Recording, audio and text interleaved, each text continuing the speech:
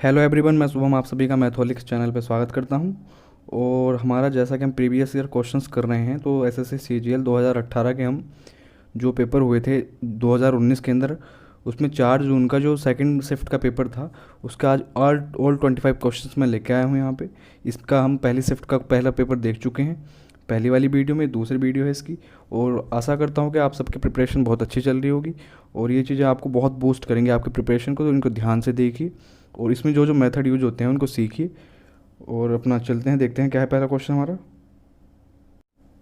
देखिए इस क्वेश्चन में क्या कह रहा है। पहला क्वेश्चन जो हमारे पास है ये, कि यदि 8 अंकों की संख्या 789x531 बाई 72 से विभाज्य है, यानी कि 72 से कम्प्लीटली डिविजिबल है, तो हमको क्या बताना है, 5x माइनस 3y की वैल्यू बतानी है। ऐसे क्वेश्चंस हम ऑलरेडी कई बार डिस्कस कर चुके हैं, पर फिर भी अगर कोई नया हो देखने वाला है तो उसको मैं बता दूं कि हम दरअसल 72 को ब्रेक करेंगे 9 इंटू 8 में।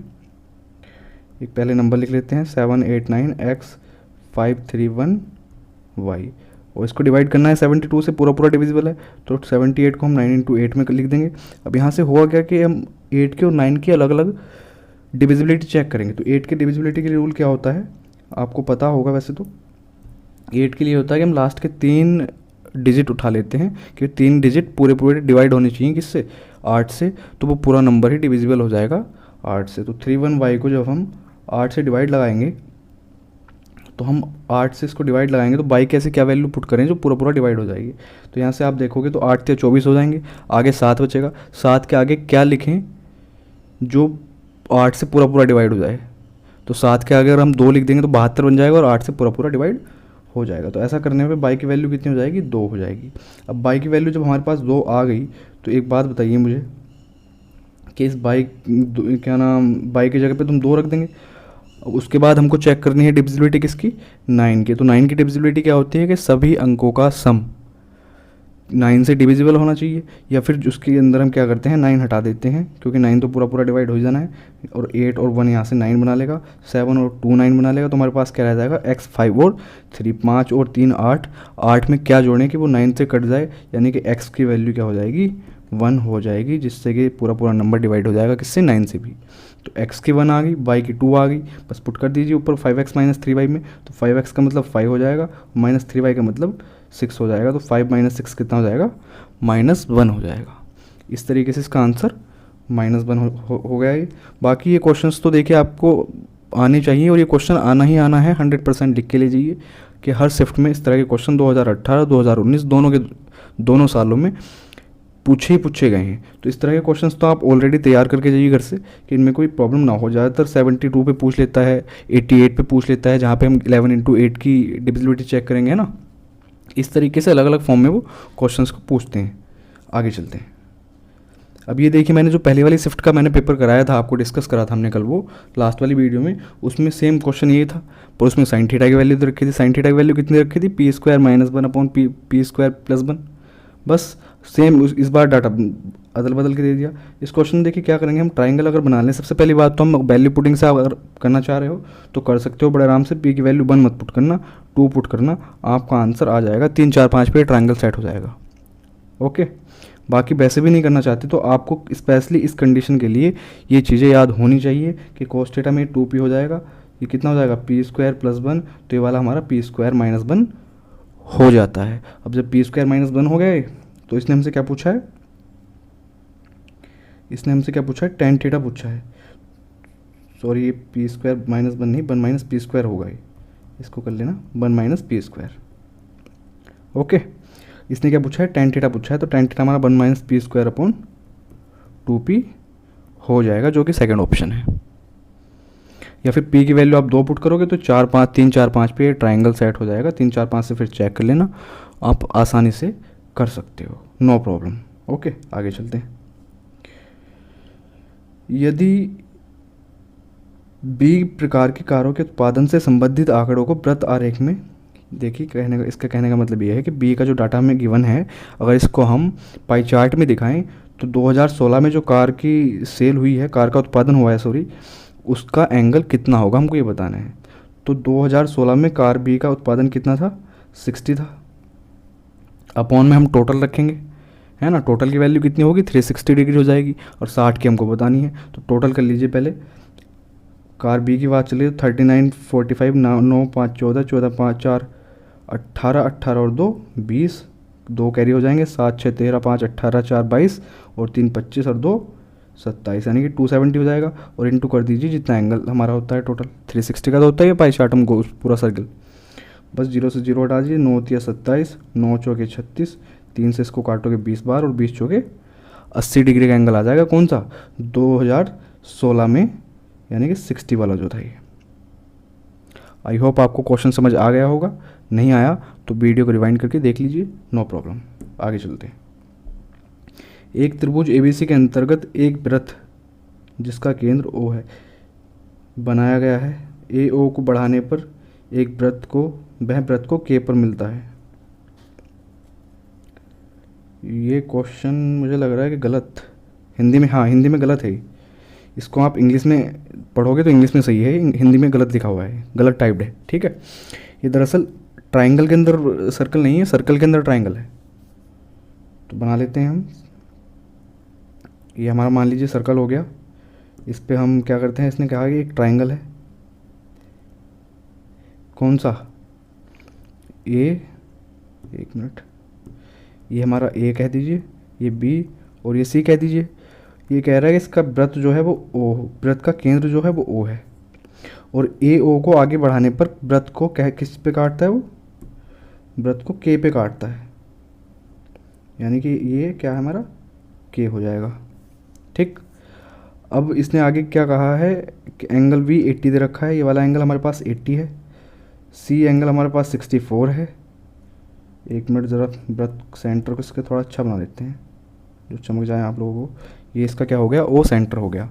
बी 80 है, सी 64 है, तो इसने हमसे क्या पूछा है, अच्छा बीच में एक चीज़ और दी है, A D is perpendicular to B C. इसको यहाँ ए डी मान लीजिए। थोड़ी सी फिगर हमारी गड़बड़ हो गई, एक मिनट रुकिए, इसको थोड़ा अच्छा करके बनाते हैं, इसको थोड़ा हम अच्छा करके बनाते हैं। अब देखिए इसमें बनाते हैं हम इसको, ये ज़्यादा बड़ा हो रहा है। ये देखिए ये हो गया हमारा ए, ये बी और ये सी हो गया। अब इसको हम ऐसे मिला देते हैं, ये के बना देते हैं, और बीच में इसको कहीं सेंटर, इसके सेंटर को कह देते हैं ओ, ठीक है।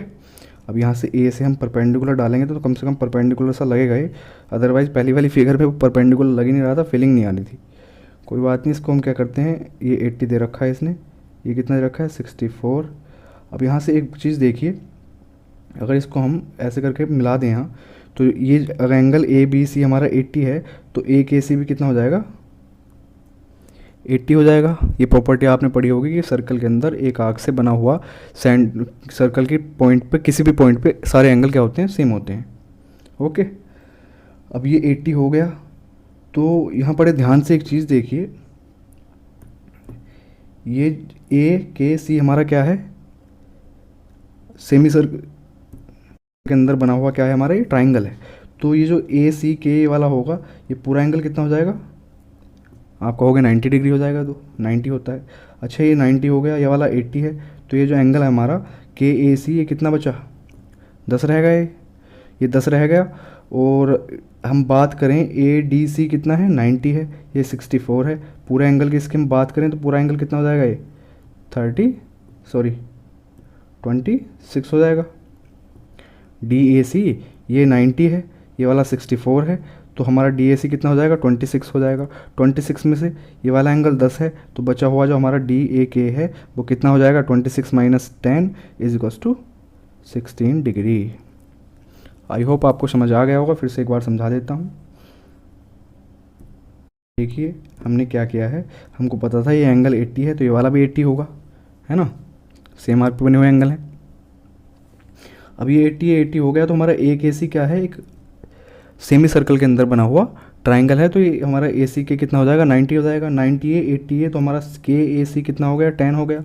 अब हमको तो निकालना है ये वाला बीच जो बचा हुआ पोर्शन है वो निकालना है, तो उसके लिए हमने क्या देखा कि 90 था हमारा, ये इधर वाला 64 था, तो ये पूरा एंगल कितना हो गया, 26 हो गया। उसमें से हमने 10 माइनस कर दिया, तो हमारे पास डी ए के रह गया जो कि 16 होगा। आगे चलते हैं। ये देखिए इस तरह का क्वेश्चन मैंने कल भी कराया था आपको, मतलब लास्ट वाली वीडियो में जो इसके हमने पहले वाली शिफ्ट का क्वेश्चन डिस्कस किए थे। और ये देखिए यहाँ पे भी आ गया। इस क्वेश्चन को हम बहुत बेहतरीन तरीके से करेंगे। इसने हमको एक्सप्रेशन दे रखा है और पूछ रहा है a प्लस बी प्लस सी। अब यहाँ पे एक बात देखिए, a प्लस बी प्लस सी की वैल्यू निकालनी है हमको किसी और चीज़ से मतलब नहीं होना चाहिए। तो जो हमारी इक्वल में ये चीज़ दी हुई है इसने, अगर यहाँ पे मैं x बराबर y बराबर 1 पुट कर दूँ तो क्या ये वाली वैल्यू हमारी a प्लस बी प्लस सी नहीं बन जाएगी? आप कहोगे x की जगह पे 1 रखो, y की जगह पे 1 रखो, तो ये a प्लस बी प्लस सी बन गई। बस तो इसके इक्विवेलेंट वैल्यू निकालनी है, यानी कि इधर भी हम x और y को अगर 1 पुट कर दें तो हमारा आंसर आ जाएगा। ऐसे नहीं करना चाहते तो आप फॉर्मूला खोल लीजिए, बहुत टाइम लगने वाला है इसमें, कम से कम आपको 1 से 1.5 मिनट लग जाएंगी, कोई फ़ायदा नहीं होने वाला। इसलिए आप क्या करिए कि वैल्यू पुट कर लीजिए। अगर आपकी ऐसी कोई क्वेश्चन ऐसा पूछ रहा है वो जहाँ पे वैल्यू रख के काम चल सकता है तो आप इजीली वैल्यू रखिए, क्योंकि कई सारे वेरिएबल हो रहे हैं, इक्वेशन एक है तो यहाँ पे वैल्यू हम रख सकते हैं। तो x और y को जब 1 रखेंगे तो कितना हो जाएगा, 2 दूनी 1 और 1 2 हो जाएगा ये, तो 8 इंटू 2 दूनी 4 दूनी 8 हो जाएगा, -27 इंटू 0 ही हो जाना है तो, और अपॉन में क्या आएगा हमारे 5 यानी कि 5 माइनस 1 वो हमारा कितना हो जाएगा 4 हो जाएगा।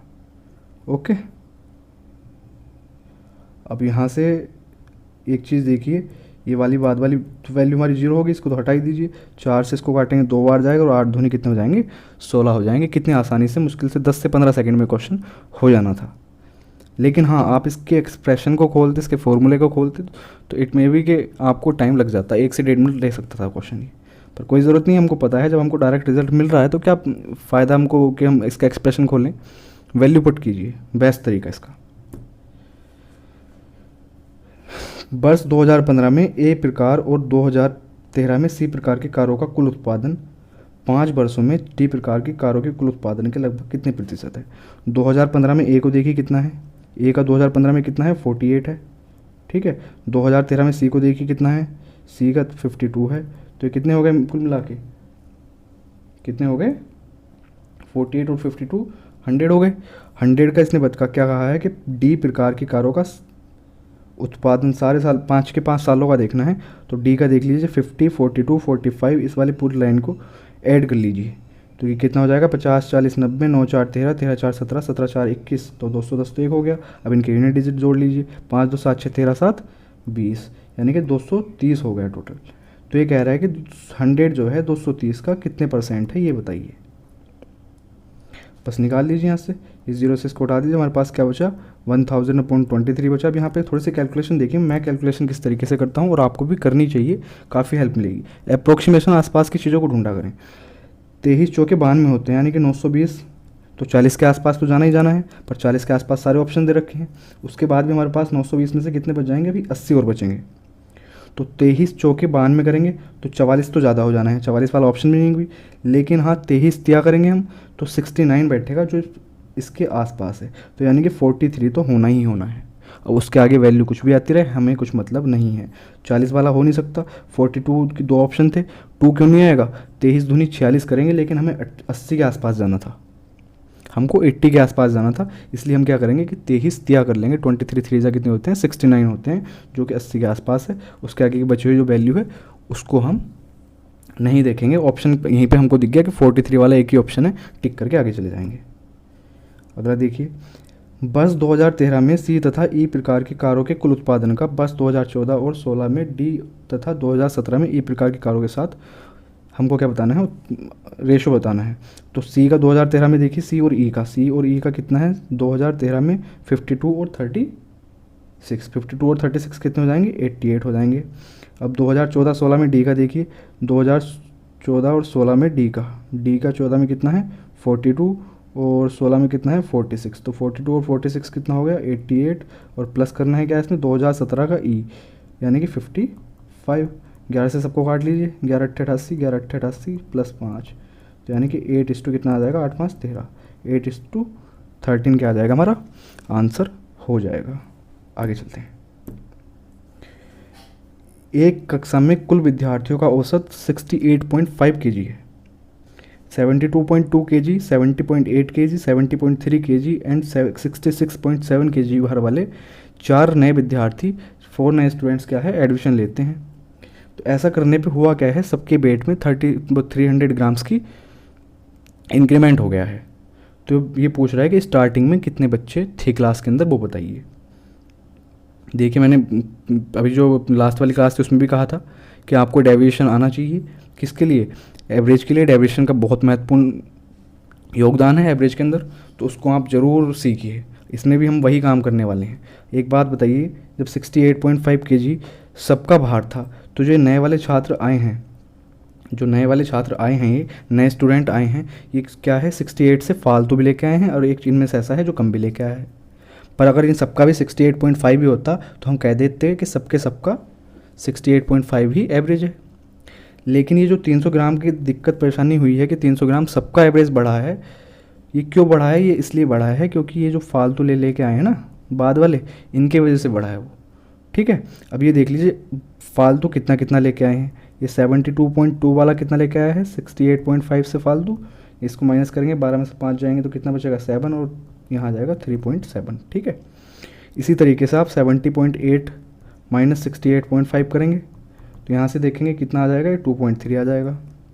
इसी तरीके से आप 70.3 को देखेंगे माइनस 68.5 तो ये कितना दे देगा, कुछ ज़्यादा गंदा हो गया लिखा हुआ, ये 1.8 हो जाएगा। इसी तरीके से जो फोर्थ स्टूडेंट था वो कितना लेके आ रहा था, 66.7, और माइनस करेंगे 68.5 से, तो ये क्या है, एवरेज से कम लेके आया है। कितना कम लेके आया है, 1.8 कम लेके आया है। एक मिनट, ये 1.8 कम लेके आया है। लेकिन इस 1.8 की बढ़ोतरी किसने कर दी, इसके साथ वाले ने, इसने कर दी, तो इन दोनों को हटा दी, प्लस माइनस होके कट जाने हैं। अब बचे हमारे पास दो, 3.7 वाला और 2.3 वाला, यानी कि कुल मिला के इनका कितना हो रहा है, 6 फालतू हो रहा है। ये दोनों जो आए हैं ये कितना वेट फालतू लेके आए हैं, 6 kg वेट फालतू लेके आए हैं, और इस 6 kg की वजह से हुआ क्या है, सबका 300 ग्राम वेट बढ़ गया। जितने ऑल स्टूडेंट्स अब क्लास में हैं, मान लीजिए अभी इस time at present x student हैं, सबका कितना वेट बढ़ गया, 300 ग्राम बढ़ गया। क्यों बढ़ा है वो, क्योंकि 6 kg ये लोग फालतू लेके आए हैं। बस 300 ग्राम को 6 kg से आप काटोगे तो कितना हो जाएगा, 20 आ जाएगा। यानी कि एट प्रेजेंट क्लास में कितने स्टूडेंट्स हैं, 20 स्टूडेंट्स हैं। लेकिन इसने प्रेजेंट के नहीं पूछे, बहुत सारे, अगर ये एसएससी वाले यहाँ पे 20 ऑप्शन दे देते तो बहुत सारे बच्चे 20 भी टिक करके आते। इसने क्या कहा है कि वो बताओ जब इन स्टूडेंट से आने से पहले कितने स्टूडेंट थे वहाँ पे, तो 4 स्टूडेंट नए आए, टोटल 20 हो रहे हैं, तो कुल मिला के पहले कितने थे, 16 स्टूडेंट्स थे। अगर 20 ऑप्शन होता तो मैं गारंटी देता हूँ काफ़ी सारे लोग 20 जल्दबाजी में लगा के आते। आई होप आपको क्वेश्चन समझ आ गया होगा, नहीं आया तो वीडियो रिवाइंड कीजिए और देखिए। आगे चलते हैं। ABC की जो इफ़िशेंसी दे रखी है 4:5:3 दे रखी है। एक साथ काम करते हैं तो 25 डेज़ में कंप्लीट कर लेते हैं। ए और सी उस काम के 35% को कितने दिनों में करेंगे। देखिए जो इससे पहले वाली शिफ्ट थी उसमें भी क्वेश्चंस लगभग इस तरीके के थे, इसमें भी लगभग इस तरीके के हैं। तो आप इनके एक मॉडस ऑपरेंडी देख सकते हैं कि किस तरीके के इनके काम चल रहे हैं सारे, किस तरीके से पहले पेपर में क्वेश्चन आए, फिर सेकंड में भी ऐसे आए, फिर शाम वाली थर्ड वाली शिफ्ट में भी लगभग ऐसे ही थे। तो खास चेंज नहीं करते, डाटा चेंज करते हैं बस ये। उसमें कल वाली जो क्लास थी आपने देखा होगा, उसमें शायद 4/9 करके कुछ पूछा था, है ना, सेम ही चीज़ थी। तो एक बात देखिए, टोटल वर्क कितना हो जाएगा, 5 4 5 4 9 और 3 12 इनकी टोटल इफिशिएंसी है। 25 में कंप्लीट कर ले रहे हैं, इनका टोटल वर्क हो गया। लेकिन इसका 35% ही करवाना है इनको, तो 35/100 लिख देंगे। और किससे करवाना है, ए और सी से करवाना है। तो ए की इफिशिएंसी कितनी है, 4 है, सी की कितनी है, 3 है, 4 और 3 7 से करवाना है। बस हो गया क्वेश्चन। 7 पंजे 35, 25 चौके 100, 4 तिया 12 और 5 तिया 15। 15 दिन क्या आ जाएगा, 15 दिन हमारा इसका आंसर हो जाएगा। आगे चलते हैं। 10 मीटर 8 मीटर 6 मीटर माप वाले आयताकार टैंक जिसके ऊपर 1 मीटर के व्यास का वृत्ताकार छेद है। यानी कि एक क्या है, रेक्टेंगुलर एक टैंक है, उसके ऊपर वाली जो पोर्शन है उसमें इन्होंने एक छेद है वहाँ पे सर्कुलर, ठीक है। तो ये कह रहा है कि उस पूरे टैंक को बनाने के लिए कितनी चादर की ज़रूरत पड़ेगी, दशमलव के एक स्थान तक बताइए। लोहे की चादर लगानी है, तो हमें करना क्या है, टोटल सरफेस एरिया में से माइनस कर देना है उसका, किसका एरिया, जो हमारा ऊपर सर्कुलर एक छेद है वो। तो टोटल सरफेस एरिया कितना होता है इसका क्यूबॉइड का, 2 × LB + BH + HL। इसमें से माइनस कर देंगे क्या, πr स्क्वायर, जो ऊपर सर्कुलर छेद है उसको, है ना। अब बस इतना करना है, तो लिख लीजिए इंटू एल बी कितना हो जाएगा, 10 अट्ठे 80, 8 छंग 48 और 6 ढाई 60 और minus 3.14 into R square. R कितना है हमारा, 1 मीटर का व्यास है इसका, यानी कि डायमीटर 1 मीटर है, तो रेडियस कितनी हो जाएगी इसकी, 1/2 हो जाएगी, और उसका स्क्वायर करेंगे तो 1/4 हो जाएगी। ओके, अब यहाँ से आप इसकी मल्टीप्लाई करेंगे, 8 4 12 6 18, 188 दूना 188 दूने कितने होते हैं, 376। इसमें से माइनस करोगे आप कितना, 3.14 इंटू 1/4, ये तो कितना बैठेगा 1/4, इसका अगर हम निकालेंगे भी तो ये तो 0.75 के आसपास कम होगा, तो 3675.25 के आसपास आंसर आना चाहिए। ऐसा कुछ ऑप्शन में गिवन है नहीं है। मिस्टेक कहाँ हुई, मिस्टेक कहीं नहीं हुई है, फिर क्या दिक्कत है। फिर हो सकता है आप इसको, अगर आपके पास पेपर होगा तो इंग्लिश वाले में चेक कर लेना, 1 मीटर का व्यास ना होके ये रेडियस ही होगी, फिर ये 1 मीटर की क्या होगी, रेडियस होगी। तो फिर हम क्या है कि 1 इंटू 1 करेंगे जब रेडियस को, तो 3.14 कर देंगे इसको, है ना। 376 माइनस 3.14, उसके बाद कितना बन जाएगा ये, 372.9 बन जाएगा।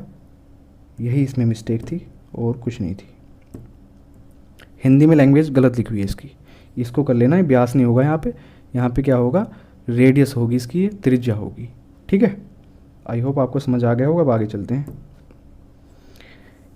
किसी निश्चित गति से 15 किलोमीटर की दूरी तय करने के लिए बी की तुलना में ए को 30 मिनट ज़्यादा लगते हैं। अगर ए अपनी स्पीड को डबल कर लेता है तो बी की तुलना में उसको 1 घंटा कम लगता है। तो बी की स्पीड बताइए कितनी होगी। देखिए, इस तरह का क्वेश्चन जब भी आप कंवर्ती का कुछ दिखे तो हमको दिख रहा है, उसने कह भी रखा है कि स्पीड, ए की स्पीड क्या हुई है, 1 थी पहले, बाद में 2 हो गई। टाइम की बात करें, पहले 2 लग रहा होगा, अब 1। डिस्टेंस क्या है, सेम है, तो इसलिए हम क्या लगा सकते हैं यहाँ पे, ये वाली चीज़ लगा सकते हैं, डिस्टेंस सेम है तो स्पीड और क्या नाम टाइम एक दूसरे के क्या हो जाएंगे, रेसिप्रोकल हो जाएंगे। ठीक है, इन्वर्सली प्रोपोर्शनल हो जाएंगे स्पीड और टाइम। स्पीड 1:2 है, टाइम 2:1 हो जाएगा। अच्छा, बीच का गैप हमारे अकॉर्डिंग 1 यूनिट है, और 1 की वैल्यू कितनी है, पहले 30 मिनट ज़्यादा ले रहा था, अब 1 घंटा पहले पहुंच जा रहा है, यानी कि कुल मिला के 1.5 घंटे का अंतर आ रहा है। ऐसा करने पे, स्पीड को डबल करने पे 1.5 घंटे का अंतर आ रहा है। तो 1 की वैल्यू कितनी है, 1.5 है। 1 की वैल्यू 1.5 है, तो 2 की वैल्यू कितनी हो जाएगी, 3 आवर्स हो जाएगी। इसका मतलब क्या हुआ कि वो 15 किलोमीटर की दूरी को चलने के लिए 3 घंटे लगते हैं, किसको, ए को। लेकिन इसने हमसे बी की स्पीड पूछी है, तो बी की स्पीड इसने कहा था पहले कि बी की स्पीड बी का जो टाइम है ए के टाइम से 30 मिनट कम है, या फिर इसका उल्टा दे रखा है इसने कि ए को 30 मिनट फालतू लगते हैं बी से, तो बी को कितने लग रहे होंगे, 2.5 घंटे लग रहे होंगे। ए को अगर 3 घंटे लग रहे हैं तो बी को 2.5 घंटे लग रहे होंगे। कितनी डिस्टेंस कवर करने में, 15, तो 15/2.5 कितना हो जाएगा हमारा, 25 छक्के 150 होते हैं, 6 किलोमीटर पर आवर क्या आ जाएगी, बी की स्पीड हो जाएगी। ये देखिए, यहाँ से हमने क्या कैलकुलेट कर लिया था, यहाँ से हमको पता चल गया था ए का टाइम। ये पहली वाली एक्चुअल है ना, ये तो दुगनी स्पीड वाली है, दुगनी वाली को तुमको देखना नहीं है, हमको ओरिजिनल स्पीड चाहिए उसकी। तो ओरिजिनल टाइम कितना था उसका, 3 घंटे। 3 घंटे ए को लग रहे थे 15 किलोमीटर चलने के लिए, तो बी को कितने लगेगा, आधा घंटा कम, यानी कि 2.5 घंटे लगेंगे। तो 15 किलोमीटर को 2.5 घंटे में पूर्ति करता है, उसकी स्पीड कितनी होगी, 6 किलोमीटर प्रति घंटा बी की स्पीड होगी। आगे चलते हैं। ट्राइंगल ए बी सी और डी ई एफ क्या हैं, एक दूसरे के समरूप यानी कि कॉन्ग्रुएंट है। ट्राइंगल ए बी सी का क्षेत्र एरिया 100 है, डी ई एफ का 49 है। ए बी सी का जो एल्टीट्यूड है वो 5 सेंटीमीटर है, तो डी ई एफ का बताना है। आपको ये चीज़ बिल्कुल बड़े अच्छे से पता होगा। अपॉन 49 साइड का या एल्टीट्यूड का या किसी भी चीज़ का रेशो क्या होता है, उनकी एरिया का अंडर रूट निकाल के होता है। या फिर इसका उल्टा कह दें हम कि साइड का स्क्वायर एल्टीट्यूड का स्क्वायर, जब कॉन्ग्रुएंट हो दो ट्राइंगल तो उनके साइड का स्क्वायर उनके हाइट का स्क्वायर क्या होगा, उनका एरिया का रेशो हो जाएगा। तो 100/49 दोनों अंडर रूट में रख दिए। 100 ए बी सी वाले का है तो इसके सामने एल्टीट्यूड किसका रखेंगे हम, ए बी सी वाले का रखेंगे। 5 अपॉन किसका निकालना है हमको, डी ई एफ वाले का निकालना है। एरिया भी हमने डी ई एफ वाले का रख रखा है, तो अपॉन में इसको एक्स मान लीजिए कुछ भी, है ना। तो 100 कितना हो जाएगा, 10/7 अपॉन 5/x हो जाएगा ये। तो 5 से इसको डिवाइड करोगे 5 2 जा हो जाएगा, और x की वैल्यू कितनी हो जाएगी, 7/2 या फिर 3.5 सेंटीमीटर। इतना क्वेश्चन था ये। ठीक है, ये चीज़ आपको पता होनी चाहिए थी और ये पता होनी चाहिए आपको, होगी मतलब, ऐसा तो है ही नहीं। अगर कुछ समझना चाहते हैं तो समझ लीजिए। मान लीजिए दो कॉन्ग्रुएंट ट्राइंगल हैं ये, ए बी सी डी ई और एफ। तो यहाँ से ए बी का ratio, A B upon B C का रेशियो वही होगा जो D A upon E F का होगा। इस तरीके से सारी करस्पॉन्डिंग साइड्स का रेशियो क्या होता है, इनका इक्वल होता है। एरिया की बात करेंगे तो साइड का स्क्वायर इनकी एरिया हो जाती है। तो हमने उल्टा किया है, हमको एरिया गिवन था तो हमने साइड पे या एल्टीट्यूड पे पहुंचने के लिए उनका अंडर रूट निकाल दिया है। ठीक है, आगे चलते हैं। ये देखिए इनका बड़ा फेवरेट क्वेश्चन है, मेंस के अंदर भी पूछते हैं, टीयर 2 में भी ये क्वेश्चन आना ही आना होता है और टीयर 1 में भी पूछ लेते हैं। 23, 39, 32 और 56 में से क्या घटाया जाए, यानी कि एक्स को घटाया जाए कि उनके जो समानुपात में रहे, यानी कि प्रोपोर्शन में रहें ये लोग, ये जो हमको नंबर दिए हुए हैं ये प्रोपोर्शन में रहें, इनमें से क्या क्या हम घटा दें। और उसके बाद कह रहा है कि x+4 और 3x+1 का क्या बताना है, मीन प्रोपोर्शनल बताना है।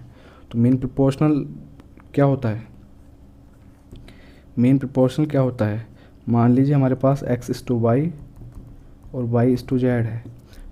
ठीक है, इस तरीके से होंगे चारों नंबर ये। तो मीन प्रोपोर्शनल की अगर बात करें हम x, y और z के टर्म्स में, तो y स्क्वायर बराबर हो जाता है x z, और y को ही हम मीन प्रोपोर्शन कहते हैं, यानी कि y बराबर अंडर रूट क्या हो जाएगा, x z हो जाएगा।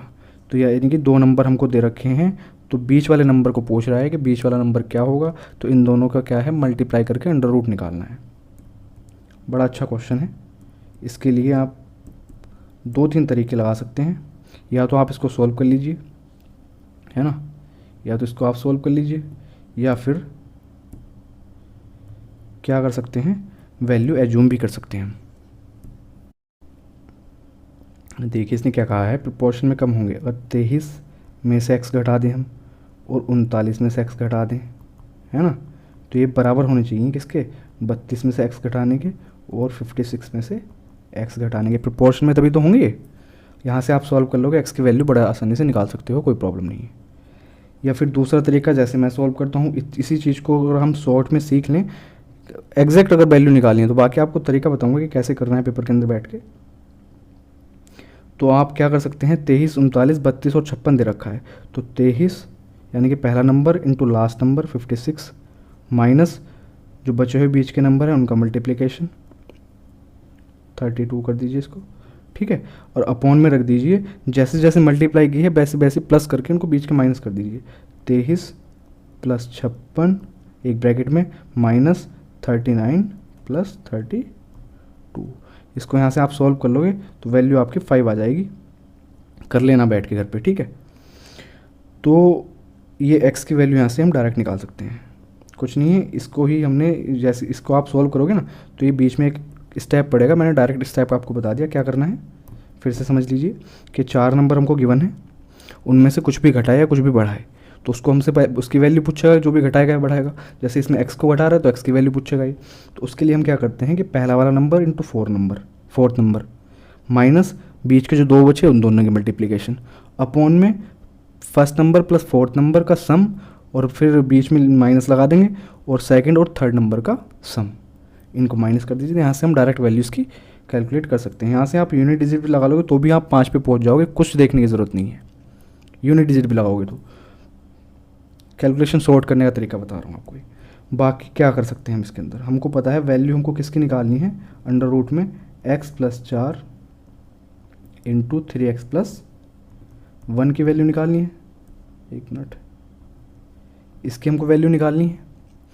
अब इसमें एक बात बताइए, x की वैल्यू सबसे पहली बात तो इंटीजर होगी, है ना, और x की ऐसी क्या वैल्यू पुट करेंगे उसका एक एक्यूरेट बाहर क्या है हमारा अंडर रूट से निकल के आ जाए वो वैल्यू, है ना।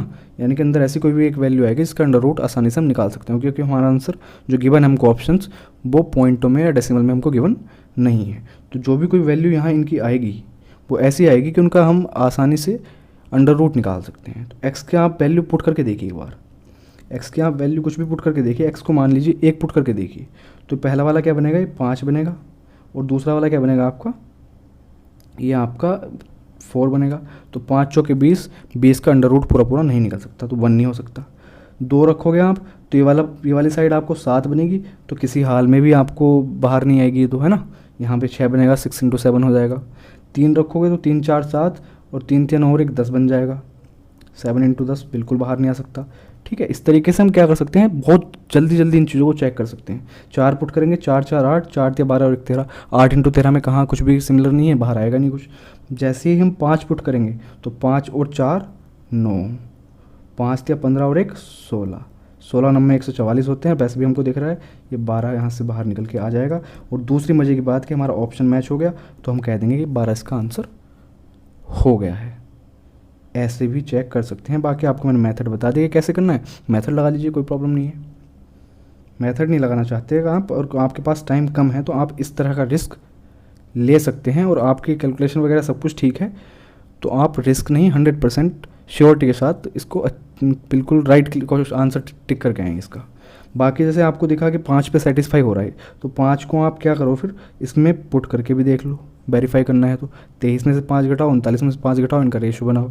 32 में से 5 घटाओ, 56 में से 5 घटाओ, उनका रेशो बनाओ। दोनों के रेशो इक्वल आ जाएंगे, वो प्रोपोर्शन में हो जाएंगे। ओके, सारी चीज़ें जितनी पॉसिबिलिटीज़ क्वेश्चन की हो सकती थी मैंने आपको बता दी हैं। अब जैसे आपका मन हो वैसे क्वेश्चन को सॉल्व करना, वो आपके ऊपर डिपेंड करता है। आगे चलते हैं। ये क्या कह रहा है कि 2013, 14, 15 और 17 में बी प्रकार की जो कारें हैं जिनका प्रोडक्शन है हुआ है बी प्रकार की कारों का, 2017 में सभी कारों के से कितना कम है। तो 2017 में सारी कार गिन लो पहले, तो कितनी है, 6 2, ये वाले पूरे गिन लो, 6 2 8 5 13 7 20 5 25, ये 17 वाला लिख रहे हैं हम, 2 कैरी हो गए, 7 3 10 4 14 4 18 5 23 और 2 25, यानी कि 17 वाले कितने हो गए, 255 हो गए। अब बी वाले का देखिए आप, इस वाले का किस किस में, 13 14 15 और 17 में 16 को छोड़ना है मतलब, तो 9 5 14 4 18 और 2 20, 2 कैरी हो गए, 4 3 7 5 12 7 19 और 2 21। ये कह रहा है कि 255 से 210 कितना कम है, हमको दिख रहा है कितना कम है, 45 कम है।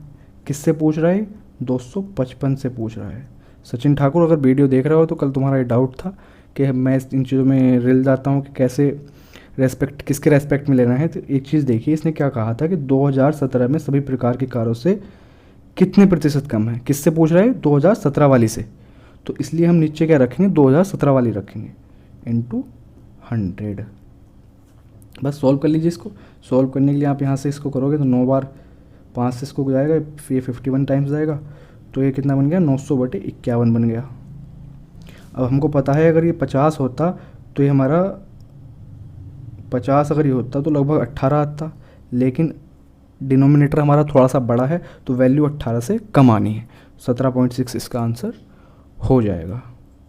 ठीक है, बाकी आप एग्जैक्ट निकालने की कोशिश करो तो कर सकते हो, पेपर में बैठ के बहुत टाइम आपका बर्बाद हो जाएगा। ऐसी आपको इस तरह की चीज़ें सीखनी पड़ेंगी कैलकुलेशन की, कि जैसे हमको दिख रहा है कि 900/51 है ये, अगर ये 50 होता तो एग्जैक्ट 18 आ जाता, लेकिन जैसे ही डिनोमिनेटर हमारा बढ़ेगा तो हमारी वैल्यू जो है वो कम हो जाएगी ओवरऑल। डिनोमिनेटर बढ़ेगा, वैल्यू कम, 51 हुआ तो वैल्यू 18 से थोड़ी कम हो जानी है, 17.6 हो जाएगी। बाकी अगर इस तरह के बिल्कुल एग्जैक्ट आंसर चाहिए आपको तो डिवाइड करके देख लीजिए। ओके, आगे चलते हैं। ये सिंप्लीफिकेशन का क्वेश्चन इस तरह का बिल्कुल एक आना ही आना है, तैयार होके जाइए पहले। अगर फर्स्ट टाइम में इसको आप करने की कोशिश करोगे वहाँ बैठ के तो हो सकता है थोड़ी बहुत मिस्टेक कर लो, और मिस्टेक का मतलब ये है कि आप एक बार इसमें फंस के रहेगा तो ईगो हर्ट होता है कि इतना आसान क्वेश्चन नहीं हो पा रहा, उसके बाद होगा कि आप पर काफ़ी सारा टाइम बर्बाद हो जाएगा। तो चलिए करते हैं हम अपना स्टार्ट। ये देखिए क्या कह रहा है कि 5 डिवाइड 5 ऑफ 5 × 2, तो सबसे पहले ब्रैकेट वाले पार्ट, उसके बाद ऑफ वाले करने हैं। तो आप इसको देखिए, हम अगर इसको बनाएं अपनी इक्वेशन अपने अकॉर्डिंग तो 5 डिवाइड 5 ऑफ 5 का मतलब 25 हो जाएगा, ऑफ का मतलब क्या, का मतलब मल्टीप्लाई होता है, इंटू 2 प्लस 2 डिवाइड बाई, इस वाले को सॉल्व करो, 2 दूनी 4 इंटू 5 माइनस इसको सॉल्व करो, 3 डिवाइड 6 इंटू 2। तो ये देखिए यहाँ से ये बनेगा 5/25 into 2 plus 2/4 into 5 minus 3/6 into 2, ये बनेगा। अब डिवाइड कर लीजिए, 5 5 जा हो जाएगा, ये 2 2 जा हो जाएगा, ये 3 2 जा हो जाएगा। हमारे पास क्या रह गया, 2/5 प्लस 5/2 और माइनस, एक मिनट, माइनस कितना रह गया, 1 रह गया। इसको सॉल्व कर लीजिए, 10 हम एलसीएम ले लेंगे तो 5 दूनी 10, 2 दूनी 4 हो जाएगा, 2 पंजे 10, 25 हो जाएगा और माइनस 10, 25 4 29, माइनस 10 19 बटे क्या हो जाएगा 10, हमारा इसका आंसर हो जाएगा। ये आपके ऊपर डिपेंड करता है कितनी जल्दी आप इसको कर लेते हो। बाकी तो बस इस चीज़ का थोड़ा सा ध्यान रखिए कि ऑफ वाले को आप पहले सॉल्व कीजिए तो मिस्टेक नहीं होगी, अदरवाइज़ कर सकते हो। आगे चलते हैं। In triangle A B C, A D is perpendicular to B C, B is perpendicular to A C, A D and B E क्या है, एक दूसरे को एफ पे कट करते हैं। बी एफ बराबर ए सी दे रखा है, तो एंगल ए बी सी की हमको क्या बतानी है, वैल्यू बतानी है। इसकी फिगर ड्रॉ करते हैं पहले। एक मिनट में वीडियो पॉज करके पहले इसकी फिगर ड्रॉ कर लेता हूँ। देखिए हमारा ट्राइंगल तो बन गया है ना। अब इसमें हम इसका नाम दे देते हैं, इसको ए कह देते हैं, इसको बी कह देते हैं और इसको सी कह देते हैं। इसने क्या कहा है कि A D is perpendicular to B C है, ठीक, और B E perpendicular to A C है, और इन दोनों का जो एक इंटरसेक्टिंग पॉइंट है इसको क्या कह रखा है, एफ कह रखा है। ठीक है, ट्राइंगल हमारा तैयार हो गया। अब यहाँ से आप ध्यान से देखिए, इसने दो चीज़ कही हैं, मतलब एक चीज़ कही है कि बी एफ जो ये वाली साइड है ये किसके बराबर है, ये जो पूरी साइड है ना ए सी, इसके बराबर है। अब यहाँ से ये हमारे पास 90 है और बी एंगल को ये पूछ रहा है ए बी सी को। अब ध्यान से देखिए आप, ये 90 है, इसको अगर मैं थीटा कह दूँ, 90 जहाँ पे बनता है वहाँ थीटा और 90 माइनस थीटा का ही ज़्यादातर रोल होता है, तो ये वाला 90 माइनस थीटा हो जाएगा। ठीक है, अब ये थीटा है, ये भी 90 दे रखा है, इसने कहा है ना कि परपेंडिकुलर है उसके ऊपर, एसी के ऊपर। ये थीटा हो गया, ये वाला, ये 90 हो गया, तो ये वाला एंगल कितना हो जाएगा, 90 माइनस थीटा हो जाएगा। ओके, ये वाला भी 90 है, ये 90 है, 90 माइनस थीटा, तो ऊपर वाला एंगल थीटा हो जाएगा। कौन सा, डी ए सी वाला। थोड़ा पेन चेंज कर लेते हैं, पेन का कलर। ये बन गया हमारा सब कुछ। अब एक चीज़ देखिए आप, ये बी एफ ए सी के इक्वल, तीनों एंगल इक्वल हो रहे हैं किस किस के, इस वाले ट्रायंगल को देखिए आप, बी एफ डी को देखिए एक तो, और दूसरा ट्रायंगल हमारा ए डी और सी को देखिए। इन दोनों ट्रायंगल में 90 90 एंगल होगा, दोनों थीटा थीटा हो गए, और 90 माइनस थीटा भी दो जगह हो गए। यानी कि दोनों ट्रायंगल क्या हैं, ये सिमिलर हैं, दोनों ट्रायंगल सिमिलर हैं ट्रायंगल, और इसमें एक साइड इक्वल भी दे रखी है, तो इनके एंगल के सामने की जो साइड होंगी वो भी इक्वल ही होंगी। अब आप यहाँ पे देखिए कि थीटा के इस वाले थीटा के सामने कौन सी है, डी सी है, और इस वाले थीटा के सामने एफ डी है, तो डी सी और एफ डी इक्वल हो जाएंगी। ओके, इसी तरीके से 90 माइनस थीटा के सामने क्या है, ए डी है, और छोटे वाले ट्रायंगल की हम बात करें तो 90 माइनस थीटा के सामने क्या है, बी डी है। तो ए डी और बी डी बराबर हो गई, ये वाला एंगल 90 है, तो ये बचे हुए दोनों एंगल क्या हो जाएंगे, बराबर हो जाएंगे। बराबर मतलब 90/2 हो जाएंगे, जो कि कितना होता है, 45 होता है, और ए बी सी की इसने हमसे वैल्यू पूछी थी। बस इतना ही काम करना था इसके अंदर, आंसर आ गया हमारा। ये वाला हमारा 90 था, ये एंगल दोनों हमारे इक्वल हो जाएंगे क्योंकि साइड इक्वल है, साइड इक्वल तो एंगल इक्वल, एंगल जैसे इक्वल दिखे तो हमको पता है 90 180 का टोटल होता है ट्रायंगल, 90 का पहले ही ऑलरेडी रखा हुआ है, बचे हुए क्या क्या हो जाएंगे, 45 45 हो जाएंगे। आई होप समझ आ गया होगा आपको। आगे चलते हैं। राजू की आय उसके ब्याज से 20% अधिक है। देखिए कितने मज़े से इस क्वेश्चन को हम करेंगे। उसकी आय में 60% और उसके एक्सपेंडिचर में 70% का इंक्रीमेंट कर दिया जाए तो उसकी बचत में कितनी क्या होगा, इंक्रीमेंट होगा या डिक्रीमेंट होगा, ये बताइए। सबसे पहले आप ऐसे लिखिए, इनकम, एक्सपेंडिचर और सेविंग। ओके, इसने कहा है कि इनकम जो है एक्सपेंडिचर से 20% अधिक है, तो इनकम को मान लीजिए 100, एक्सपेंडिचर को 100 मान लीजिए, इनकम हो जाएगी 120। ओके, 120 इनकम है, एक्सपेंडिचर 100 है, तो सेव कितने रुपए कर रहा होगा, 20 रुपये कर रहा होगा। 120 रुपये कमा रहा है, 100 रुपये लगा दे रहा है, तो 20 रुपये बचा ले रहा होगा वो। ठीक है, अब इसने क्या कहा है कि 60% उसकी इनकम बढ़ा दो, तो 120 का 60% कितना हो जाएगा, 12 छंग 72 होते हैं, यानी कि 72 इनकम बढ़ गई इसकी, और 70% इसका एक्सपेंडिचर बढ़ा दो। एक्सपेंडिचर इसका 100 का 70% कितना हो जाएगा, 70 हो जाएगा। अब एक बात बताइए, उसकी आय तो बढ़ी 72 रुपये, उस 72 में से वो 70 रुपये लगा दे रहा है, तो सेव कितने रुपये फालतू कर रहा होगा? 2 रुपये, और उसके पास बच रहे होंगे 20 तो बच ही रहे थे पहले वाले, 2 रुपये और एक्स्ट्रा बचा ले रहा होगा। ओके, अब 2 रुपये इसने कहा है कि जो इसकी सेविंग अब बढ़ी है 2 रुपये, ये कितने परसेंट बढ़ी है? पहले 20 रुपये कमा रहा था, अब 2 रुपये एक्स्ट्रा कमा रहा है, तो 20 पे पूछ रहा है, इंटू 100 कितना आ जाएगा? 10% की बढ़ोतरी आ जाएगी। इतना काम था इसके अंदर।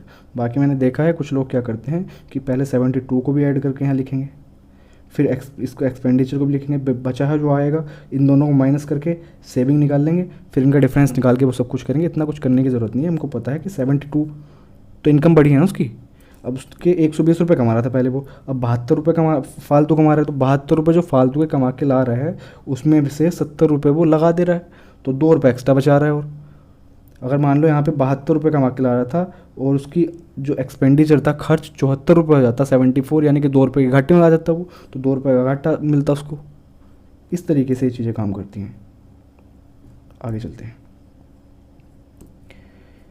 किसी वस्तु का अंकित मूल्य 315 रुपये है, उसे 288 में बेचा जाता है तो 4% की हानि होती है। तो वस्तु का लागत मूल्य, उसके मतलब अंकित मूल्य लागत मूल्य से कितने ऊपर डाला है, ये पूछ रहा है इस क्वेश्चन को। इंग्लिश में समझ लीजिए, MRP 315 दे रखा है, अगर उसको 288 में बेचते हैं तो 4% की हानि हो रही है, मतलब कि 96% की वैल्यू कितनी दे रखी है इसने? 288 दे रखी है। 9 ते 27, 6 ते 18, 3 गुना कर रखा है दरअसल, तो 100% इसका CP रहा होगा, ये CP होगा। CP कितना हो जाएगा? 300 हो जाएगा।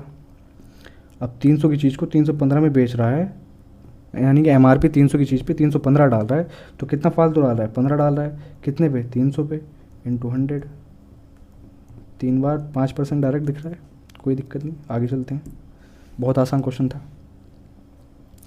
अब ये क्वेश्चन देखिए, ये क्वेश्चन भी लगभग आता ही आता है, हर बार पूछ रहा है इसको भी। कुछ इनके फिक्स पैटर्न हो गया कि इन पे क्वेश्चन पूछना ही पूछना है, मेंस हो या प्री हो, ये क्वेश्चन तो आने ही आने हैं, ये कटने वाले नहीं हैं। तो इसको देखिए, इसने एक एक्सप्रेशन दे रखा है हमको और वैल्यू इसकी पूछ रहा है। अब आपने अगर मेरी अलजेब्रा वाली वीडियो देखी हो तो मैंने ये चीज़ एक्सप्लेन कर रखी है वहाँ पे कि हम डायरेक्ट वैल्यू कैसे निकालते हैं इसकी, XYZ की हम डायरेक्ट वैल्यू कैसे निकालते हैं। यहाँ पे जो बाद वाला पोर्शन है इसमें हमको सिर्फ 2 बाहर रोकना है, बाकी सबको अंदर भेज दीजिए। 12x minus 12y plus 12z। आगे की चीज़ों को भूल जाइए, देखना ही नहीं है। अब डायरेक्ट हम वैल्यू लिखनी स्टार्ट करते हैं कि किसकी क्या होगी। x की वैल्यू क्या होगी? x की वैल्यू को आप देखिए, x की वैल्यू क्या होगी? देखिए x की वैल्यू होगी, एक तो जो x का कोफिशिएंट यहाँ रखा हुआ है 12, और अपॉन में कर दीजिए जो x स्क्वायर का कोफिशिएंट रखा हुआ है उधर स्टार्टिंग में, तो 12/16 यानी कि कितने हो जाएगी? 3/4 हो जाएगी। सेम करना है y के लिए। y का कोफिशिएंट क्या है? -12, और y स्क्वायर का कोफिशिएंट क्या है? 9, तो ये कितना हो जाएगा? 3 चौके 12 और 3 तिया 9, माइनस के 4/3 आ गई y की वैल्यू। इसी तरीके से z की वैल्यू की बात करेंगे हम, तो z का कोफिशिएंट क्या है? 12 है, और z स्क्वायर का कोफिशिएंट क्या है? 4 है, तो अपॉन 4 कर देंगे। z की वैल्यू कितनी आ जाएगी? 3 आ जाएगी। हमारे पास x की वैल्यू आ गई, y की आ गई और z की भी आ गई। इसने पूछा क्या है? xy प्लस क्या पूछा है? 2z। पुट कर दीजिए। x कितना है? 3/4, y कितना है? -4/3, प्लस 2z का मतलब 2 तिया 6, यानी कि यहाँ से कितना आ जाना है? ये कट कट के यहाँ से -1 आ जाना है, तो -1 + 6 = क्या हो जाएगा? 5 हमारा आंसर हो जाएगा, ऑप्शन ए। इतना काम करना था। इस पैटर्न को आप फिक्स पैटर्न है, सीख के जाइए कि बाहर 2 रोक लेते हैं, इधर की साइड में कितना फालतू लिखा हुआ है, क्या लिखा हुआ है, उसको कुछ देखने की ज़रूरत नहीं है। 2 को रोक लीजिए, बाकी सब ब्रैकेट के अंदर भेज दीजिए, फिर उनके कोफिशिएंट देख के डायरेक्ट वैल्यू लिख लीजिए। ओके, अगर डिटेल में अच्छे से समझना है तो आप अलजेब्रा वाली वीडियो देख सकते हैं, उसमें मैंने इस फॉर्मूले के ऊपर ही, मतलब अलजेब्रा के सारे फॉर्मूले की वीडियो है वो, उसमें सारे फॉर्मूले मैंने लिख रखे हैं ऑलमोस्ट जितने हमारे यूजफुल होते हैं, और उनका एक्सप्लेन भी कर रखा है। आगे चलते हैं। 10% प्रति वर्ष चक्रवृद्धि ब्याज दर से किसी निश्चित राशि पर, कुछ ज़्यादा ही, हाँ 2.5 साल के लिए, 2.5 वर्षों के लिए ब्याज जो है 1623 रुपये है। तो वार्षिक ब्याज, अच्छा कंपाउंडेड एनुअली है, तो हमको क्या बताना है कि वो राशि कितनी है, सम कितना है उसका। 10% CI पे 2.5 ईयर्स में 1623 क्या हो जाता है, इंटरेस्ट मिल जाता है। करिए 10% का मतलब 10 से 11 पहले साल में, 1 मिनट, क्या हो जाएगा 10 से 11 पहले साल में, दूसरे साल में 10 से 11, तीसरे साल में आधा साल लिया है तो परसेंटेज जो इसका इंटरेस्ट है वो भी आधा हो जाएगा, यानी कि 5% हो जाएगा। 5% का मतलब 20 से 21, बस कर लीजिए मल्टीप्लाई, इधर 2000 बन जाएगा ये, और इधर 11 11 121, 121 की मल्टीप्लाई 21 के साथ करेंगे तो 21 बन जाए 21, 2 कैरी होगा, 21 दूनी 42 और 2 44, 4 कैरी होगा, 21 एकम 21 और 4 2541। इन दोनों के बीच का डिफरेंस कितना है, 541 है, यानी कि यही इनका इंटरेस्ट है। और 541 की वैल्यू उसने कितनी रखी है, 1623, 3 गुना कर रखा है, तो 2000 की वैल्यू पूछ रहा है, इसका भी 3 गुना कर दीजिए, 6000 आ जाएगा। कितना आ जाएगा, 6000 आ जाएगा। वैसे आसान क्वेश्चन था, कुछ हार्ड नहीं था। आगे चलते हैं। ये देखिए इस क्वेश्चन में क्या कह रहा है कि sine theta minus 2 sine cube theta upon 2 cos cube theta minus cos theta बराबर +1, और थीटा को 45 रखना नहीं है, फिर आंसर निकालिए। इस तरह के क्वेश्चन में पहले जब हमको दिख रहा है कि हम ऊपर अगर साइन थीटा कॉमन ले लें तो हम अंदर क्या बनेगा, 1 - 2 साइन स्क्वायर थीटा। ऐसे ही अपॉन में हम कोस थीटा कॉमन ले लें, कोस थीटा कॉमन ले लें तो ये कितना बन जाएगा, 2 कोस स्क्वायर थीटा -1, और इनका भी क्या हो रखा है, स्क्वायर हो रखा है, और +1। ओके, अब एक चीज़ देखिए, ये जो 1 - 2 साइन स्क्वायर थीटा और 2 कोस स्क्वायर -1 रखा हुआ है, ये दोनों क्या होते हैं, कोस 2 थीटा होते हैं, तो आपस में क्या हो जाएंगे, कैंसिल आउट हो जाएंगे। Sine theta upon cos theta बचा, ये क्या हो जाएगा, tan थीटा हो जाएगा। स्क्वायर रखा हुआ है तो tan स्क्वायर थीटा +1 हो जाएगा, और tan स्क्वायर थीटा +1 क्या होता है, sec स्क्वायर थीटा होता है। आइडेंटिटी आपने पढ़ रखी होगी, sec square theta minus tan square theta equals to 1, है ना, तो वहाँ से क्या हो जाएगा, sec स्क्वायर थीटा। आगे चलते हैं। रेनू ने एक वस्तु 1240 रुपये में खरीदी, उसे 25% के घाटे पे उसने बेच दिया उसको। उस राशि से जो 25% के लॉस पे 25% के लॉस के बाद जो उसे राशि मिली, उससे उसने क्या काम किया है कि 40% के प्रॉफिट पे एक वस्तु खरीद के बेच दी। तो कुल मिला के उसको कितने % का लाभ हुआ है, ये हमको बताना है। सबसे पहली बात तो हमको जब परसेंटेज में बताना है तो 1240 की हमको कोई नीड नहीं है, 1240 हम लेंगे ही नहीं। हम कहेंगे कि 100 था हमारे पास, तो स्टार्टिंग में 100 को हमने बेच दिया कितने, 25% के लॉस पे, यानी कि 75 में बेच दिया। कितने बेच दिया, 75 में बेच दिया। 25 रुपये का लॉस हो गया हमको, दे रखा था उसने। अब ये कह रहा है कि इस 75 रुपये की इसने कोई और वस्तु खरीदी, कोई और आर्टिकल खरीदा, और इस पर इसने 40% का प्रॉफिट लेके इसको बेच दिया। तो 75 का 40% कितना हो जाएगा, 75 दूनी 150 दूनी 300, यानी कि 30 हो जाएगा। 75 पे 30 का प्रॉफिट हो गया उसको। जब उसने 75 का 40% पे बेचा उसको एक्स्ट्रा, तो 30 रुपये का प्रॉफिट हो गया। 25 रुपये का घाटा पहले हो रहा था, 30 का प्रॉफिट अब हो गया। कुल मिला के कितने का फ़ायदा हो गया, 5% का फ़ायदा हो गया। ओके, ऐसे समझ में ना आ रहा होता ऐसे देख लीजिए। 75 का 40% 30 है, यानी कि 105 में उसने आगे को सेल आउट करी, तो 100 की चीज़ 105 में चली गई, 5 रुपये का उसको फ़ायदा हो गया। 100 रुपये स्टार्टिंग में इन्वेस्ट किए थे ना उसने, बाद में लास्ट में एट लास्ट बीच में उसके साथ कुछ भी हुआ कोई प्रॉब्लम नहीं है, 105 लास्ट में मिल गया उसको, तो 5% का उसको प्रॉफिट हो गया। बाकी दूसरा मैंने आपको समझाने के लिए बताई दिया कि 25 का पहले घाटा लिए घूम रही थी, बाद में 30 रुपये का प्रॉफिट ले लिया, कुल मिला के 5% का फ़ायदा हो गया उसको। आगे चलते हैं। बड़ा अच्छा क्वेश्चन है ये, और Tier 2 में भी आया हुआ क्वेश्चन है इस तरह के, तो इनको अच्छे से प्रिपेयर करके जाइए। x + y + z कितना है, 19 है। xy + yz + zx 114 है। 2 इक्वेशन 3 वेरिएबल। तो सबसे पहला काम तो हम करेंगे एक वेरिएबल को 0 करेंगे, तो z = 0 हो गया। अब हमारे पास क्या क्या चीज़ रहेगी, x + y = 19 रह गया, और x y = 114 रह गया ना, 114 रह गया। अब हमको इस जो हम एक्सप्रेशन में से निकालना था, ये वाला कैंसिल आउट, ये वाला कैंसिल आउट। अब वैल्यू किसकी निकालनी है, अब क्वेश्चन थोड़ा आसान हो गया। x³ + y³ की हमको वैल्यू निकालनी है। ओके, अब बस फॉर्मूला लगा दीजिए, अब तो कुछ बचा ही नहीं इसके अंदर।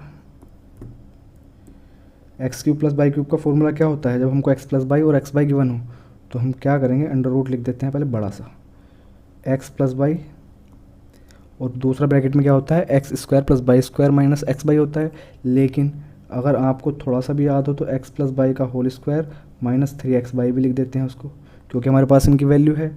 बस रख दीजिए, एक्स प्लस बाई कितना है 19 है, इंटू 19 का स्क्वायर माइनस 3 इंटू 114। ओके, थोड़ा कलर चेंज कर लेते हैं। अब अंडर रूट में 19 इंटू इस वाले को सॉल्व कीजिए आप। इसको सॉल्व करने के भी दो तरीके हैं, देखिए 114 क्या है 19 इंटू 6 होता है, 19 इंटू 6। यहाँ से 19 आप कॉमन ले लीजिए, तो अंदर क्या बचेगा आपके पास 19 माइनस ये 6 और एक 3, 6 थे 18, 19 माइनस 18 1 बचेगा। यानी कि हमारे पास क्या रह गया 19 इंटू 19 रह गया। ब्रैकेट के बाहर क्या, सॉरी अंडर रूट के बाहर क्या आएगा 19 आ जाएगा, और हमारा इस क्वेश्चन का आंसर कितना हो जाएगा 19 हो जाएगा। आई होप आपको समझ आ गया होगा, कुछ नहीं है, फॉर्मूले के अंदर हमने वैल्यू पुट करी है बस। आगे चलते हैं। यदि 0 से बड़ा है थीटा और 90 से छोटा है तो कोस, और इसने ये कंडीशन दे रखी है कि cos square theta is equal to 3 into cot square theta minus cos square theta. तो वैल्यू बतानी है 1/2 sec theta plus sine theta की पावर -1, यानी कि अपॉन में इसको एक्सप्रेशन को लिख लो, तो उसकी वैल्यू हमको बतानी है। देखिए मैंने कल जो लास्ट वाली वीडियो थी हमारी, उसमें भी बताया था कि हम ऑप्शन को देख के थोड़ा अंदाज़ा लगा लेते हैं कि क्या क्या हमारी वैल्यू हो सकती है। जैसा हमको दिख रहा है कि 45 तो बिल्कुल होने वाली है नहीं। 45 क्यों नहीं होनी, किसी भी ऑप्शन में आपको अंडर रूट 2 नहीं दिख रहा, और यहाँ पे अंडर रूट 2 आना ही आना है, किसी में नहीं दिख रहा है ना, तो 45 तो हो नहीं सकती। अब 30 और 60 बचते हैं। 30 पे आप यहाँ रख के देख लीजिए, 30 को आप रख के देख लीजिए यहाँ पे, या फिर 1/2 बनेगा यहाँ पे, और यहाँ पे 2/√3 बनेगा। तो हाँ, ये इधर चांसेस हैं बनने के। 30 पुट करके देखेंगे एक बार, तो cos 30 कितना होता है √3/2, यानी कि 3/4 बनेगा ये, is equals to 3 into cot 30 कितना होता है √3, 3 माइनस 3/4, यानी कि 4 या 12 में से 3 जाएंगे, 9/4 बनेगा। ये नहीं होगा, तो थीटा की वैल्यू बस अकेली बची 60। अब थीटा की वैल्यू 60 पुट कर लीजिए, आंसर ये भी सेटिस्फाई करेगा और इसका आंसर भी आएगा। इसका आंसर आपको मैं निकाल के दिखाता हूँ। 1/2 सेक 60 कितना हो जाएगा, एक मिनट 2 हो जाएगा ये तो, और प्लस में साइन 60 कितना हो जाएगा √3/2, और इसकी पावर -1 है, इस चीज़ का खासकर ध्यान रखिए। तो हमारे पास कितना बन जाएगा 2 प्लस √3/2 और उसकी पावर -1, या फिर इसका उल्टा कर देंगे हम, तो 2 कितना बन जाएगा 2 प्लस √3, इसके कॉन्जुगेट से मल्टीप्लाई करेंगे आप, तो नीचे वाला 1 बन जाएगा, और ऊपर हो जाके 2 माइनस √3 रह जाएगा, जो कि ऑप्शन 4 है। ठीक है, आगे चलते हैं। 10 सेंटीमीटर और 8 सेंटीमीटर त्रिज्या वाले दो वृत्त P और Q बिंदुओं पर एक दूसरे को काटते हैं, एक दूसरे को इंटरसेक्ट करते हैं। वो कहाँ पे, P और Q पे। दो सर्कल बना लीजिए, एक सर्कल दूसरा सर्कल, और PQ क्या कहा इसने, PQ को 12 कह दिया, ये P है ये Q है, इनको मिला भी लीजिए। ओके, और अब इसको हम थोड़ा कलरफुल बनाते हैं। ये इनके सेंटर हो गए, इस सेंटर से ये जो हमारी रेडियस है पहले वाले सर्कल की, इसको आप 10 कह दीजिए, दे रखी है उसने, ये मिला दीजिए सेंटर से, क्योंकि सेंटर की इसकी वैल्यू हमको निकालनी है। और दूसरे वाले की वैल्यू रेडियस कितनी दे रखी है 8 दे रखी है। प्रॉपर्टी आपने अच्छे से पढ़ी होंगी, आपको पता होगा कि ये इसको मिड में कट करते हैं जब इनके सेंटर मिलते हैं, तो P और ये वाली डिस्टेंस कितनी हो जाएगी हमारी, टोटल PQ 12 थी, तो हमारी 6 हो जाएगी। जब ये 6 हो जाएगी तो यहाँ से हमको क्या करना है, अब ये देखिए ये 90 बनाएगा यहाँ, ऑब्वियस बात है, ऑब्वियस ये 90 बनाएगा, तो 10 6 ये वाले पोर्शन 8 हो जाएगा। बात आती है इधर वाले की, इसमें भी पाइथागोरस आप लगाएंगे, तो ये वाला कितना आ जाएगा 8 स्क्वायर माइनस 6 स्क्वायर। तो कुल मिला के हमारी जो सेंटर्स के बीच की डिस्टेंस है वो कितनी हो जाएगी 8 प्लस अंडर रूट के अंदर 8 स्क्वायर माइनस 6 स्क्वायर कितना हो जाएगा 8 8 64 और 6 6 36, तो 36 28 बचेगा अंदर, ये है ना। तो 8 प्लस अंडर रूट 28 की वैल्यू हमको बतानी है। तो ये तो हमको पता है कि 28 मतलब क्या बैठेगा कि 5 पंजे 25, तो 5 से तो वैल्यू बड़े होने वाली है, तो 8 5 13, 13 पॉइंट समथिंग आएगी। पर 13 वाले दो ऑप्शन है, तो दो ऑप्शन तो हमारे एटलीस्ट कट गए। अब हम 6 ले नहीं सकते, क्योंकि 6 छक्के 36 हो जाएंगे। इसकी अगर हम इसको 6 के आसपास माने तो 6 छंग 36 होते हैं, यानी कि बहुत बड़ी वैल्यू होगी, क्योंकि 13.9 का मतलब क्या है पूरा पूरा 6 लेने का मतलब हो गया 8 में हम 6 जोड़ देंगे तो 14 हो जाएगा, और ये 13.9 है, तो यानी कि ये वैल्यू भी पॉसिबल नहीं है, क्योंकि वैल्यू हमारी जो भी होगी √28 की वो क्या होगी 5 पॉइंट समथिंग होगी, कुछ आसपास वाली, ज़्यादा आगे नहीं जाएंगे। 6 तक तो पहुंचने का मतलब नहीं बनता, क्योंकि 5 पंजे 25 होते हैं और 6 छक्के 36 होते हैं। इस तरीके से 13.3 इसका आंसर हो जाएगा। आई होप आपको क्वेश्चन सारे समझ आ गए होंगे। 25 क्वेश्चन हमने यहाँ पे डिस्कस कर लिए, और अपना मॉक लगाते रहिए टाइम पे, एनालिसिस अच्छे से करते रहिए। मिलते हैं नेक्स्ट वीडियो में 25 क्वेश्चंस के साथ। Thank you so much.